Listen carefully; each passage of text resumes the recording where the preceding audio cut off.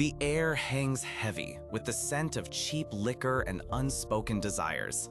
On a small stage, a lone figure steps forward, a guitar clutched in hands more accustomed to batarangs and grappling hooks. He clears his throat, a deep rumble that usually precedes a command, a warning, or a tactical plan.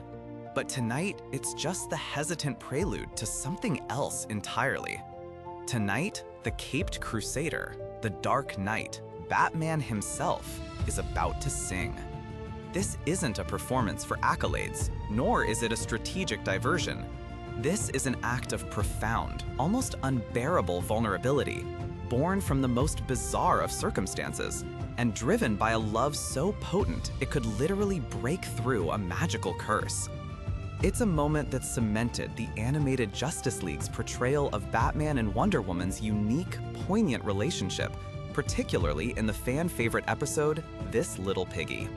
Let's rewind a bit and understand how our Amazonian princess found herself in such an undignified predicament.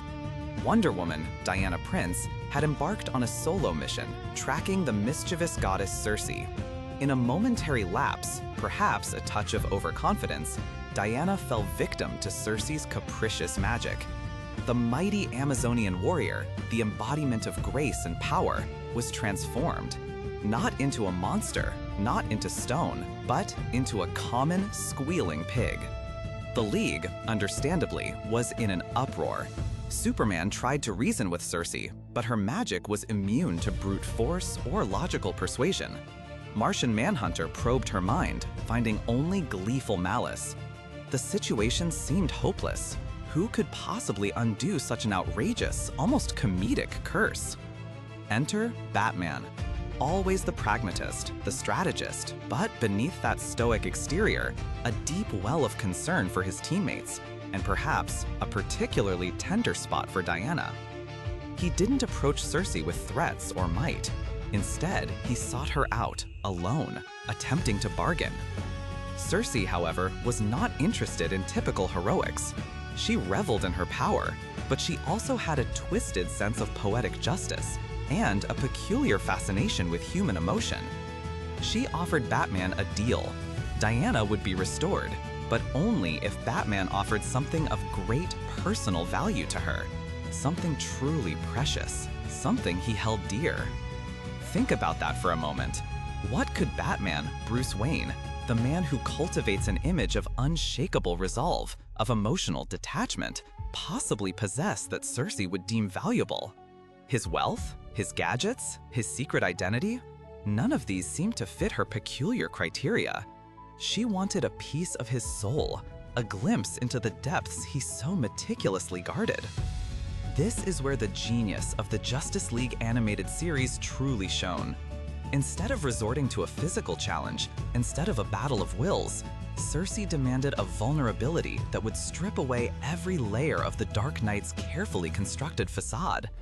And she sent him to that blues club. Picture the scene again. Batman standing on that stage. The spotlight, not the comforting darkness of Gotham's rooftops. The hushed whispers of the patrons, some recognizing him, others simply curious about the man in the trench coat and fedora, looking so utterly out of place. Diana, in her porcine form, sat nervously at a table, watching her friend, her silent plea echoing in the room. Batman took a deep breath, and then he began to sing. The song choice, Am I Blue, was absolutely perfect. A classic blues standard, brimming with melancholy, longing, and a quiet ache for companionship. And his voice, it wasn't trained, it wasn't polished, it was raw, a little gravelly, undeniably his. It was the voice of a man who rarely spoke of his feelings, now pouring them out for all to hear. Am I blue? Am I blue? Ain't these tears in my eyes telling you? Every note was a confession, every line a testament to the unacknowledged depths of his affection for Diana. He wasn't just singing lyrics, he was singing his truth. The pain of her transformation, the helplessness he felt, the sheer uncharacteristic tenderness of his concern. The stoic protector, the fearless detective, was gone. In his place stood Bruce Wayne, a man willing to humble himself, to expose his deepest emotional core for the woman he deeply cared for. The crowd, initially stunned, became captivated. They were witnessing a moment of profound, unexpected intimacy. As he sang the final notes, the magic began to work. A shimmering light enveloped the pig. The transformation was swift, glorious. Diana Prince stood before him once more, in all her Amazonian splendor, but with a new understanding, a new tenderness in her eyes as she looked at Batman.